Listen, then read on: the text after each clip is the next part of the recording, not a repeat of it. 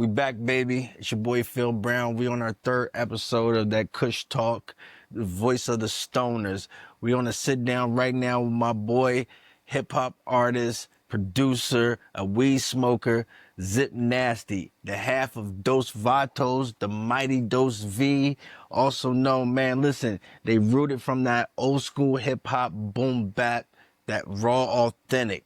So if you tuned into that, y'all still feel those old school raps, those vibes, man, this is where you're gonna get it. And I'm providing y'all with the greatest talent that I know I've been around. So listen, he gonna take us on a journey of his creative process, how he does it, man, what he's smoking on at the time.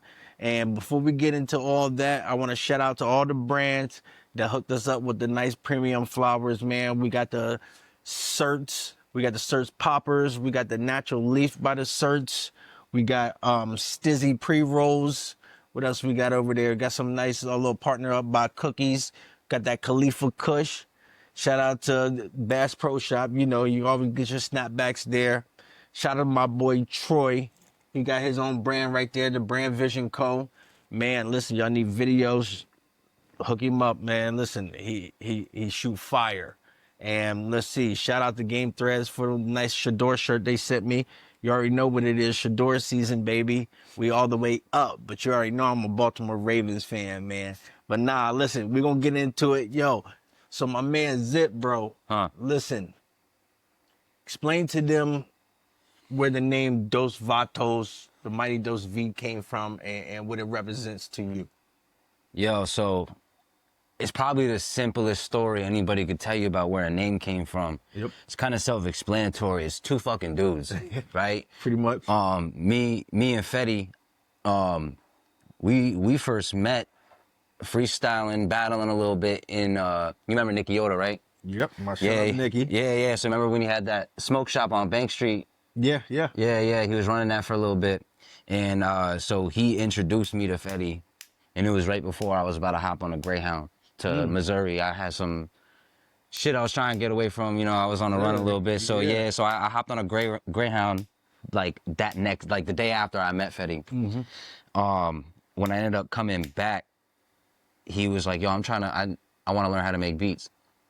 And like right before that, we had already dropped a song together, but it wasn't on anything we produced. Yep. But he was like, yo, I want to learn how to make beats. We linked up. I showed him my process, got him familiar with FL Studio.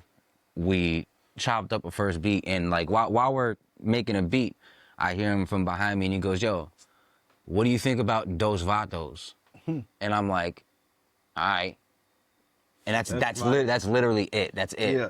That's like, since then, it's all history. It's Dos Vatos. That was it. You kind of throw that mighty Dos V. It's just pretty dope because, like I said, for years I know there was Dos Vatos, right? And then there's like a couple shows, mighty Dos V. Don't you get like a song? Yeah. Or is that just y'all's jamming y'all on stage? It's like mighty Dos V. It's kind of So it's kind of just like I don't really know how you would describe it, but you know, it's just like another variation of the name, I guess I would say, you know what I mean? Because, we're Dos Vatos, but we also got to make the statement that we're, like, you know, unfuckwittable. Correct. In a sense, you know? So we're the mightiest, you know? Especially when it comes to, like, not just what we do in the studio, but, like, we make it known on stage, too. So, you know, when it comes to being, like, mighty. Correct. You know, it's from all angles. That raw, uncut, that don't need backing vocals. Hey, y'all gonna hear me rap. Yeah. That's what I got from y'all. And it's like, when I first seen y'all perform, dog, we was in this little tiny, and it could have been a Oasis attic. No. Was it attic? I think it was so we had to walk up the stairs. Flavor Jamaica. Flavor Jamaica. Yeah. So I'm like, nah, they really spitting, yo. Who the fuck is this? And then we started freestyling out on the deck. It was hot as hell in that place, though. Yep. Ain't gonna lie, I think that's like kind of the first time I met y'all. Yeah, that was, and that was actually like before Dos Vatos was official. Yep, that was before Dos Vatos was official, because it was shortly after that when you took me and Nicky Yoda to White Plains, and that was with us. That was Nicky Yoda, and me and you. That was fire. Fetty didn't come with us. That was before Dos Vatos, like officially. Was that when we took didn't we took a 12 passenger van one time to New York with KG? I wasn't with you for that. Nah, there was another time when we went there pretty deep, but it wasn't in a van. Oh, Victor was with us. okay, yeah. Who else was with us? My boy was with us, Fetty, me, and like somebody else. But For 420 show, or I remember the one we went in, I performed, and it was so hot in there. Freddie had to dip up out of there. It was, yep, it was like probably people was passing out. 90 degrees in that motherfucker with like one fan going. It was tough. It was like 50 plus vendors. It was, yeah. People was shoulder to shoulder, man. Shoulder to shoulder, yeah, wait outside. People waiting outside for people to leave just so they can come in. So those was kind of the shows we was going to, and it was like. And you add the fact we was all smoking in there, so there's no oxygen in the room, like at all, man. Is for real. So it's like, cause all my partner Angel, he's out there in New York. My cousin Mecca, all them guys, YO, MXM for life. You already know what it is. And it was like, if I'm gonna be coming out here to New York, I'm gonna bring somebody I know that's like his style and his grit comes from that, and they're gonna fuck with him. You know what I'm saying? So I'm like, yo, if y'all got some extra minutes, I'm bringing those Vatos out with me. And let's see, we performed. It was for Jadakiss's, I think it was his best friend's birthday at the time. Yep. And they was up on the balcony. It was a nice little setup. I killed it. Then they came on, and then it was just like, what? Who the fuck rapping right now? You know? Those V's. Yeah, those man. boys was spitting. Man, I'll forever be appreciative of those trips, man. I definitely appreciate you bringing us out there, because those were definitely like some of the best moments. And It was Yep. something, because it's like, and we got stories to tell. See, that's why I wish Fetty was here, because it was like one of our funniest high moments, or one of Fetty's probably high moments. this motherfucker like sized up Jadakiss and shit, Yo, bro. we're in a session, Yo. and I was performing too. I think Millie's might have been there.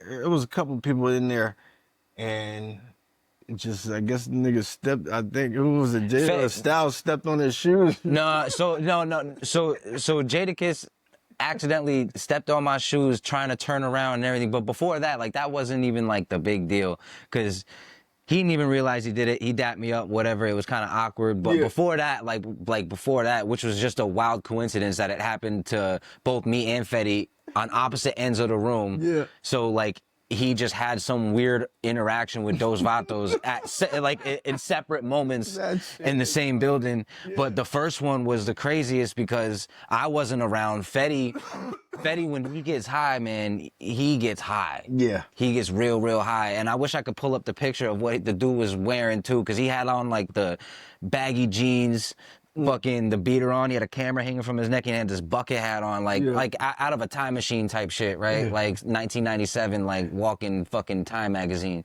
Fucking, this dude's baked out of his fucking mind. Jadakiss walks into the building, and the building's still kind of empty. Like, there's not a lot going on yet. It's still kind of early. And so Jadakiss walks in. Fetty's at like that first table that was right by the door. And I didn't even see none of this happen. This is just how it was described to me. So Fetty looks up, doesn't realize that it's Jadakiss, goes like this and goes, "What's good?" Looks him dead in his face, arms crossed, and he's like baked out of his fucking mind. Like, just, what's good? Just mugged the shit out of this dude. And Jadakiss kind of just like, I guess, looked at him like, who the fuck is this dude? And just walked right fucking. Yo, can you imagine this white boy? I think he had long hair at the time. I don't remember, because he had that bucket hat on. He had the bucket hat on, high as a kite, arms folded like, what's good? To Jadakiss is crazy. Crazy, man. Yo, shout out to Fetty, man, for real. Yo, we kept on. Well, he was blown up his Instagram. Yo, so Jadakiss ended up following him back on Instagram, and ever since he did that, Love. he was sending him mad messages like, yo, like beats and shit like that, or like, yo, remember that time you stepped on my boy's shoes? Like, just trying to troll the dude, and like, he was opening, somebody was opening these messages, Yeah, never got a response, but you could tell in his, this was all before because that happened before the show where we performed and he seen us performing, but you could tell on his face, and he was like, yo, that's those fucking dudes. Yeah. Like, because by the time we got up closer to him, we got up to the balcony, we could see him having a conversation with someone, and he gave us this fucking look like, I seen these fucking dudes somewhere. And like, it's just, it made it awkward as hell. And then Fetty was messaging this fucking dude. That's wild. Wow, man. Great experiences. Yeah, that's legendary for us.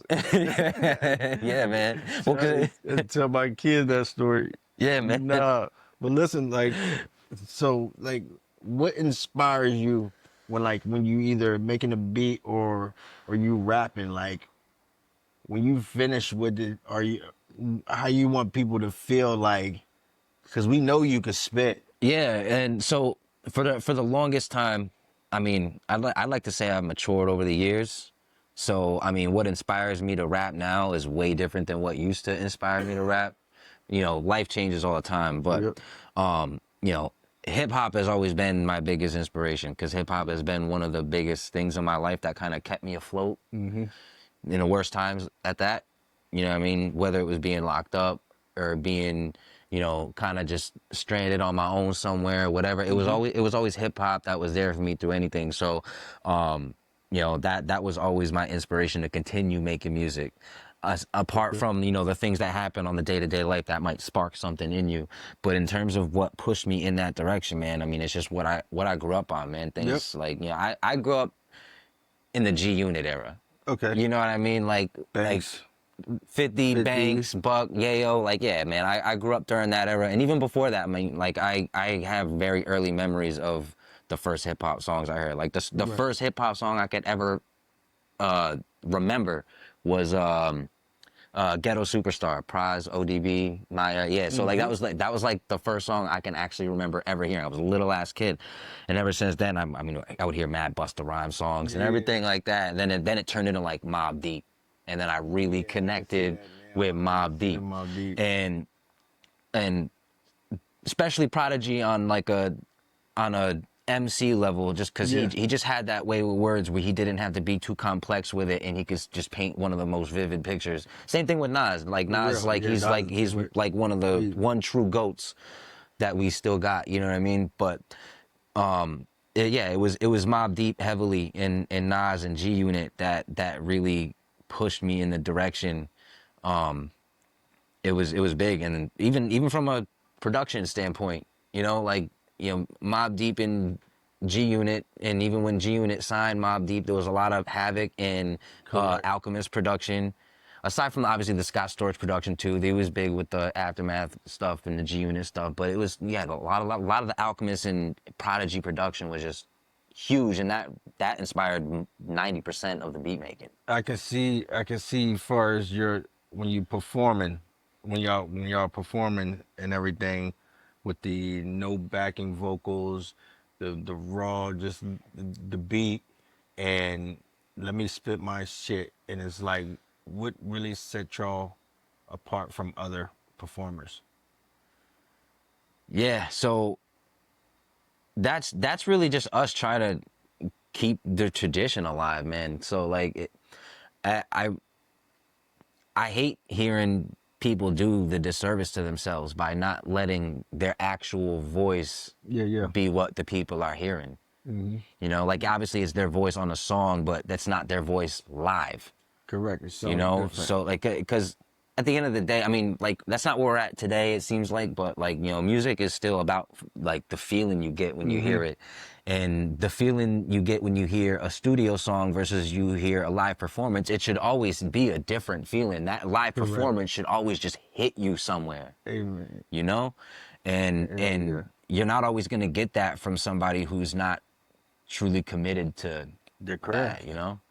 And you could tell when they're performing, it's like, yeah, I hear the song is a great song, and it's just like, it's not correlating. It's like I could tell you don't really Well, like perform. practice and rehearsal is everything.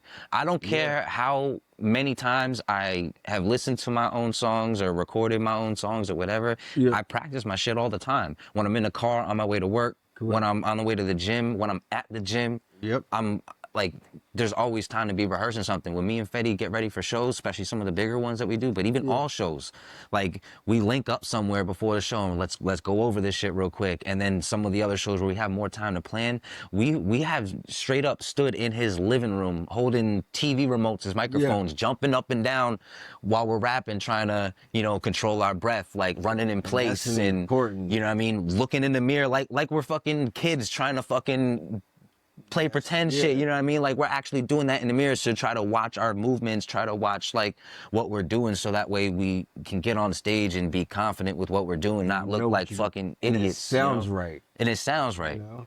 And that's kind of what I picked up from y'all and watching y'all over the years perform. And it's like, yeah, you gotta rehearse it. You gotta be at the gym because it's like they don't understand being a.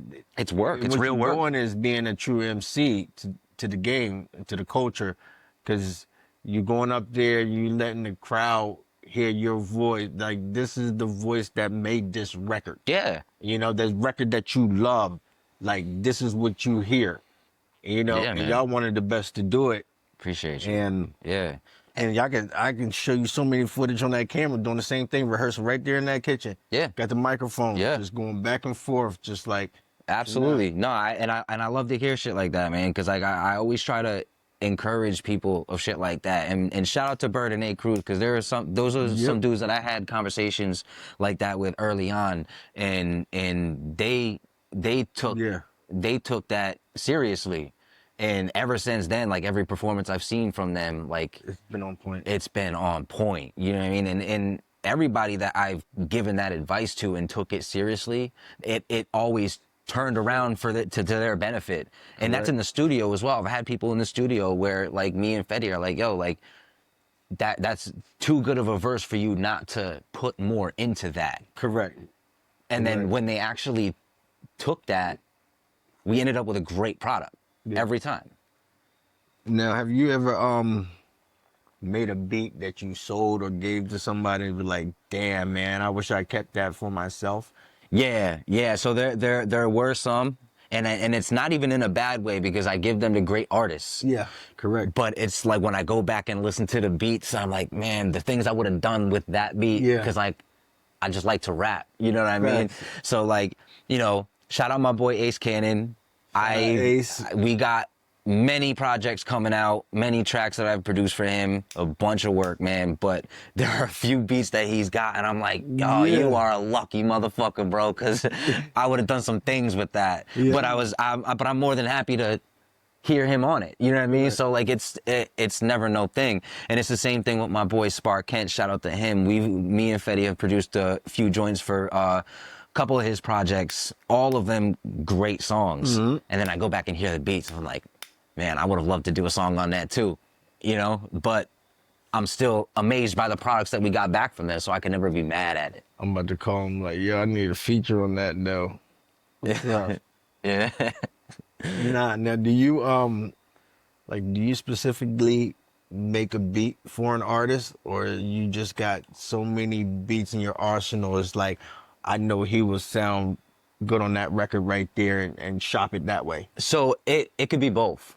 I mean, we make beats at such a fast rate sometimes, like, you know, in a session, we might make 3 to 5 beats in a session one time with no intentions of them going anywhere. Yeah. But then we go back and listen to them a couple times and be like, yo, Phil would sound crazy on this, you know? And then there's other ones where while we're making it, we're like, yo, there's no other person than KG that could be on this beat, you know? So like, it could be both. You know, I got a couple beats that I'm sitting on that, Harford Poe, I've spoken to him in the past. I got a couple beats that are like specifically I can only hear him on it. There were other beats like Bird, I could only hear Bird on it. You know, that Medicine joint. The second that I made that joint, I was like, yo, there's like Phil's the only person I could hear on this. And then KG laced the hook up and it was just a rap. Smiley, yo, he sent this record to me, right?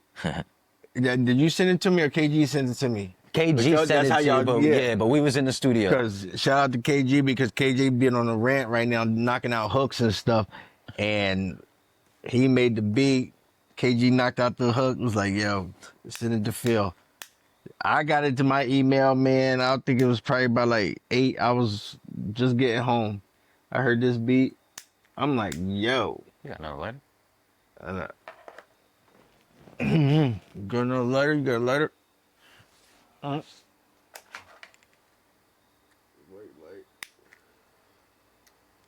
I'll find you one.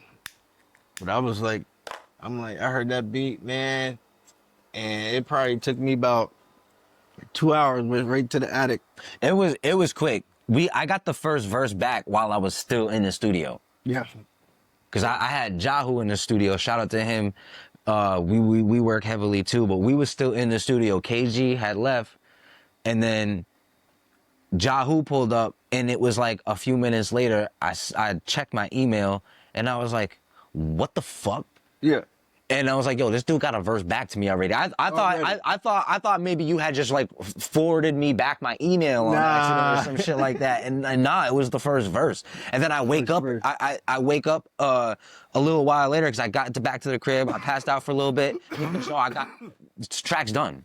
And I'm like, This track's done. That was 420. 420. We did that record. Yeah. And I said it was only right. Yeah. For it to drop it on 420. I was in the attic. And it was like made the night before. Yeah. Yeah. Boy, yeah. I went, did that first verse, sent it off to him, finished up the second verse, and I ain't rushed through it. The record, fire. It was all like this. Like KG had the hook done real quick, and he sent it to you like directly after he recorded the hook. So it was like a really fast process for that song, and it was like insane. And it was crazy. Like, I heard the beat, and it was like, I ain't had to think about it. It was like he said, this was meant for Phil. As soon as I heard it, it was go time. I knocked that record out, and that was like one of my favorite records right there because it's raw, organic. Like that's like a real in the moment type back shit. in the day, like this day one. Yeah. You know what I'm saying? We got 5+ years sitting on 10 years of friendship. Probably close to 10, man. It was 2015 when I came back from Missouri, and it was shortly after that when we did that show at Flavor Jamaica. So it's close to 10 years now, bro. It's crazy. All right. Now, if you could produce one beat for an artist, who would it be? Damn, man. That's a really tough question. Dead or alive? Shit. Man, that makes it even worse. I'm gonna not say Prodigy because that's just a no-brainer. Yep. But honestly, I'm gonna say Currency. Oof. Yeah. I've always wanted to produce a record for Currency. I've always been really impressed with his beat selection and the way he works with Alchemist and shit. That's always been somebody that I've had on the back of my mind. Like this dude is kind of slept on, man. Like, correct. Yeah, he really is. So in the stoner community too, he's always been that guy. Yeah, absolutely. Currency, but I've been up on Currency since the Cash Money days, man. He's been around for a real long time, and he's just always had a way of picking crazy beats. That's fire. That's fire. Now, if you was in the lab, 2 other people in the lab, producer-wise, who you working with?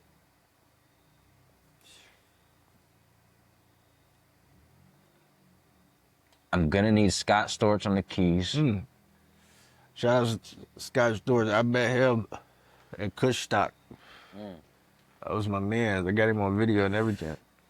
And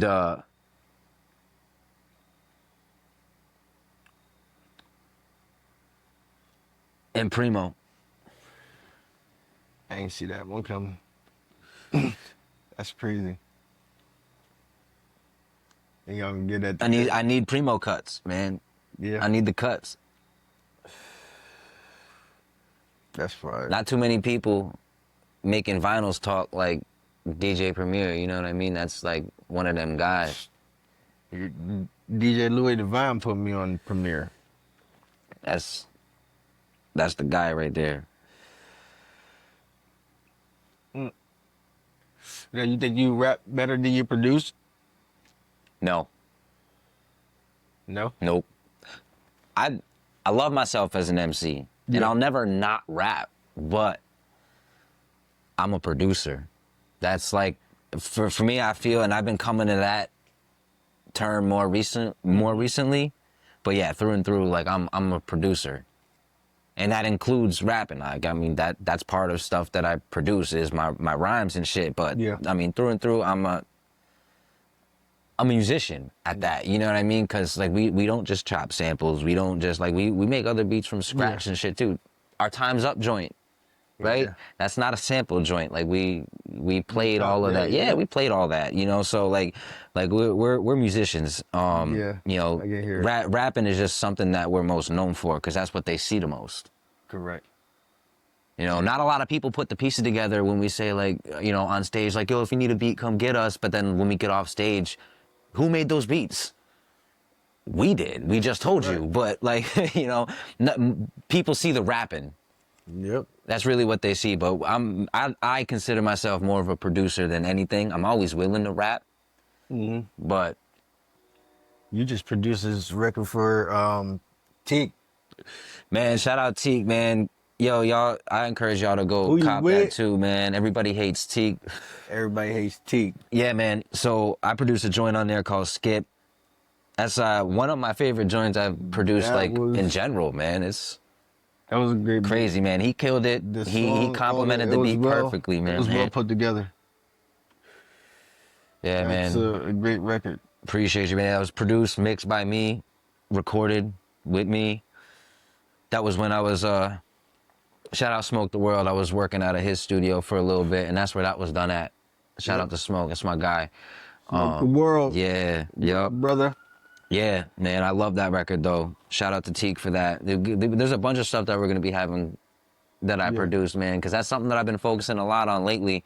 And there's a project that I had started, I'm still working on, where it's, you know, mostly our production, and we're trying to get people. You know what I mean? Right. It's like a compilation, you know, and we've been working on that pretty heavily. We've been getting a lot of artists involved with that, and we're still looking for more artists to get involved with that. But you know, it's really time to let the production do its thing. All right. 5 years from now, where do you want those Vatos to be when it comes to this hip hop culture, this weed culture, in the people's eyes? To me, that's a pretty interesting question, man, because I've always looked at it like this. You know, as much as it obviously would be amazing to have a career getting paid making music, but that's, you know, really never been the, Yeah. you know, so like it's a lifestyle thing, you know, so where we see ourselves in 5 Right. years is hopefully better than where I am today. But like, you know, gotta go on at least one tour. That'd You be know? dope. Yeah. I would like to get spread out a little bit more in terms of like audience and demographic and everything like that. But I just really intend to just, you know, keep hip hop as part of my lifestyle, you know?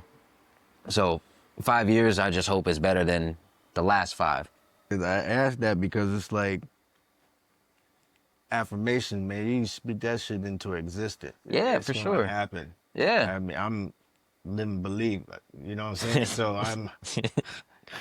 I took Yeah. time away to actually see if it would work, and it's working. It worked, You know bro. what I'm saying? Yeah, You know what I mean? no, for real, it worked. You know, because you my man, so you know. Yeah. But so it's I mean, I like- could be a little bit more specific to answer the question then. I mean, you know, in 5 years, I do see success, you know, and I do see the production being not just profitable, but noticeable and Right. desirable from more than just our locals. You know what I mean? I do see that.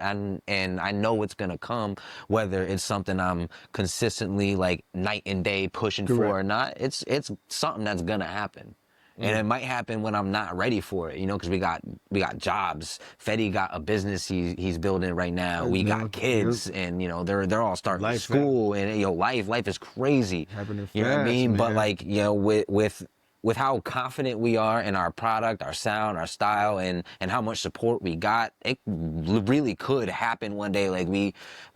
Like something pops off for us, and it could happen in a blink of an eye. But it's not What something. you gonna do? You It's gotta not get up and something we're move. ever expecting, though. It's not. Correct. They make that call. You need to be out there. It's like I gotta get up and go. You know, Yeah. it's a little bit of sacrifice. It's crazy. Yeah, but yeah, the sacrifices are crazy though when, we got kids, full-time jobs, and what it means for us to just get up and go and make sure we got the family straight when we leave and everything. Like it's crazy. But it's something that can and probably will happen. It will. Trust me, it will. Big facts. Now listen. So you're a smoker, right? Yeah, man. When's the first time you smoked? Shit. It was a long time ago, man. Like 5th, 6th grade. Fifth, sixth grade, man. That was like the first time I took a hit off a bowl. Me and my boys, we was staying in Gales Ferry, and we would ride our bikes everywhere. Regular old childhood shit, man. We was riding bikes all over town and shit like that. We came out of this little convenience store and we found a bowl on the ground.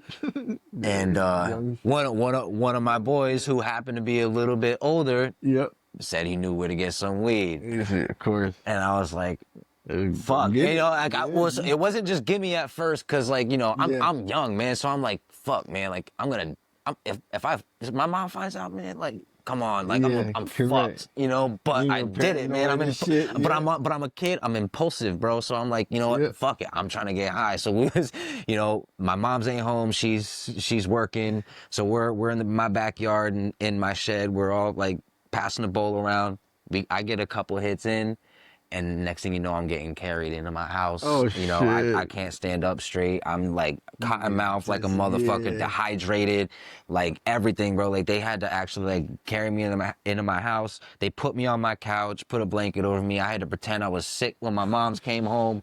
Everything, like it was just crazy. It was a wild experience, but 5th or 6th grade. That's wild. It was a lot for a fucking. I think I was about 5th, 6th grade. Yeah, it wasn't like consistent. I didn't become a full-on stoner at 5th or 6th grade. That was the first time I hit it. But it was. That's when you tried it. Yeah, but there was probably like 7th to 8th grade where it became more of a regular thing. It was easier to get. You know what I mean? Because then I was friends with some high school kids by the time I was in 7th, 8th grade. Yeah, it was middle school, right? Yeah, middle school. So like it was way easier to get, and I became that kid that was looked at like, oh, that's the kid who smokes weed. And so, the locker smelling like straight bud, and bogeys, and everything. So like it started there, really. Yeah, if you could smoke one strain for the rest of your life, what would it be? Sour. Sour? It is and always has been my favorite strain, man. It's sour, and it's fire. I could die with that strain.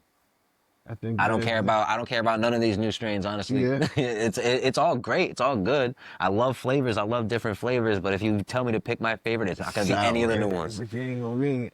I can't remember the last time I had a nice batch of sour. Right. It's been a while. It was the last time we went to New York. It was the last time I had some. Who had it? I think it was Miami Piff. Miami Piff had some decent sour. They had some good sour. Yep. Who was it? I know which color. You like that sativa or indica? I'm definitely a sativa guy. Yeah. I love indica, but if depends on what you're doing. I'm an active person. Yeah. Like my days usually consist of a lot of moving around. Yeah, so you don't want to be couch locked and shit like that, slumped over. Yeah, if my body feeling all heavy and shit like that. Not working. Yeah, man. Yeah. That shit, yeah. I'm more of a sativa, especially like when I'm writing. Yeah. Yep. But listen, sometimes all I had was indica. I'm like, well. I mean, yeah, if you copping it just from somebody who got it down the street, man, you don't really know. Correct. I'm like, nah, this shit gas for real. Like, I'm about to go to sleep, man. Yeah. I wrote 4 bars and I'm like, yeah, I'm done. Time to wrap it up. Yep. Now, you like the dispensary weed or the plug? I prefer the plug just because I know the plug. They're my peoples. You know what I mean? I always try to support my peoples, but I also love the fresh, untouched, like unmolested weed, you know what I mean, from the dispensary, because it's a really fresh flavor. Even if your plug does got a really good flavor, a good selection and everything, there is a difference when you taste like a fresh dispensary batch. For me, it's more like, I'm just not down with the price, you know? well, yeah, the price, just- but it's like, if somebody gonna tell me they got that platinum OG, I'll go get plug, it's like, I'll go get it. is it really the platinum OG? I gotta You see feel it. me? Yeah, I gotta see it. You gotta see and even it. if it's not the platinum OG, if it looked good enough to be the platinum And OG, it I'll smoke probably good. still get it. Correct. And then the numbers is right, I'm gonna get it. Yeah, man. You know what I'm saying? So it's like, but then again, when they copy from the dispensary and they say it's platinum OG, That's what it we is. kind of think like, okay, it's the platinum OG. Yeah, well, yeah, they're coming from labs where people are actually like, Correct. like they're growing their shit So- with that intention. So It's funny because shout out to Street Code Dange, my man Chris. Like he said, he worked at a dispensary for 2 years. I seen that. Yeah, about the pre rolls and shit. The pre-rolls and yeah. how people do. But like he said, more credible dispensaries take care of their product. Yeah. Like you got cookies. Shout out to Burner again. Mm-hmm. He makes sure his product in the store, and you know if you go cop some cookie bags, you know what I'm saying, it's legit. It ain't been messed around with. Yeah, yeah. You feel me? That's what you were saying about the Khalifa Kush too. Like if it's not Correct. in this package sealed this not way, in the it's drawer not with legit. It's not my shit. Like First, you'll see it yeah. right there, man. That Khalifa Kush. That smoking Yeah. that KK. Yeah, and I'm down for all that, man. I don't discriminate nothing, but when it comes to just me copping my shit, it just comes down to the fucking numbers, bro. And if it's good or not. Don't you put know, that bullshit in my batch. Yeah, as long as it's not sprayed with nothing. Yeah, you know. But that's that's why I trust my plugs, man. I trust my plugs. My plugs are mine for a reason. Correct. You get that nice plug to stay consistent with the product, you know what I'm saying? So it's like, I got to make sure, you know what I'm saying? I like to go hit the dispensary just to see if I can find something I never had before. That's like a treat yourself moment for me. You know what I mean? So it's like, and then of course the plug, I mean, he got 8, 10 different flavors too. So it's like, and they're gas. Yeah. So it's like, what, you know what I'm saying? So like you said, go back to the price and shit like that. And I mean, I'd rather pay the plug price, you know what I'm saying? All day. Listen, 3 people in your smoke circle, who it is, dead or alive? Dead or alive.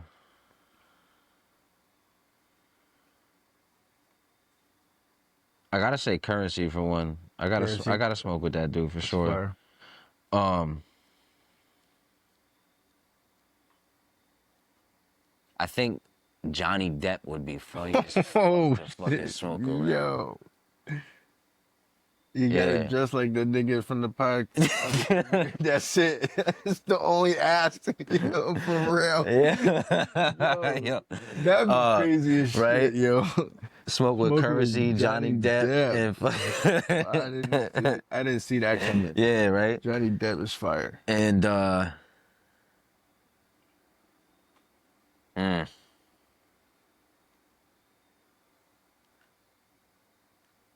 somebody really annoying like Jonah Hill.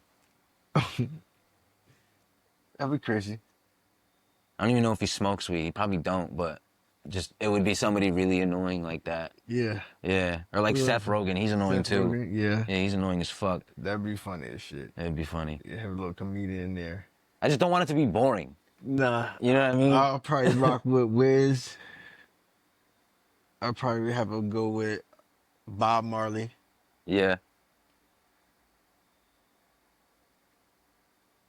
What would you ask Bob Marley if you got to smoke with him, though? What would you talk to him about? That's a fire question. I ain't never been asked that. What would I talk to Bob Marley about if we was sitting side by side and smoking? Where do you see music taking us in life, and is it something we really should be striving for to become, as far as an artist, you know? That would be a really good question. We'd probably be in the studio, say, Yeah.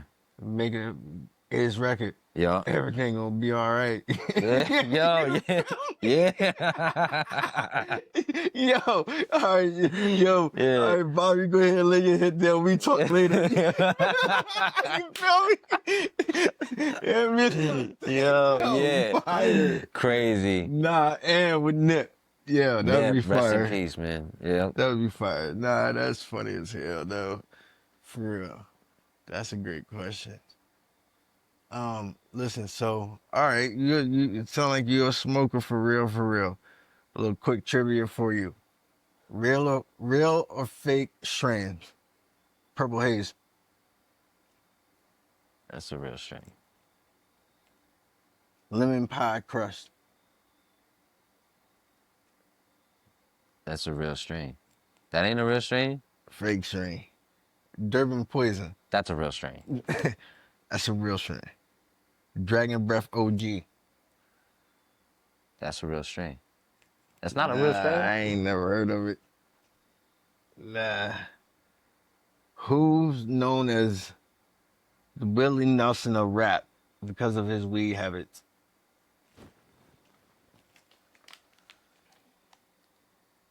Snoop. That's right. Your shit. Where did the term 420 come from? It was a meeting time. Pretty much. Yeah, all right. True or false? The Declaration of the Independence was written on hemp paper. That's false. It's true. Is that true? Yeah. I always heard that was a myth. Nah, Yeah. it could be, but this, saying. Shit, I hope it was. They drafted it on hemp paper. I hope it was. Yeah, that's some good shit. But nah, listen, I want to thank you for pulling up, letting people know, talk that Kush shit, all the music. Make sure y'all subscribe, follow, like. Hit my man up if y'all need some beats, dope features and everything. Y'all know what it is. Yo, man, I want to give some shout outs, man. Shout out my man Fetty. I know he couldn't be here today. I got to give a shout out once again to my man Troy. He shot a video for me. We got some videos out right now, shot by Troy and my man Swabski. Shout out to the Swab Mob. Man, it's been a pleasure, Phil. I appreciate you having me over here, bro. Pretty For dope, real. man. Because like with me and you, it's organic. Organic, Do man. this like what, damn near what, 5 days a week, Mm-hmm. pretty much. Mm-hmm. Get money. Yup. Shit, man. It's all about that, man. Y'all need a car too. Y'all come see us.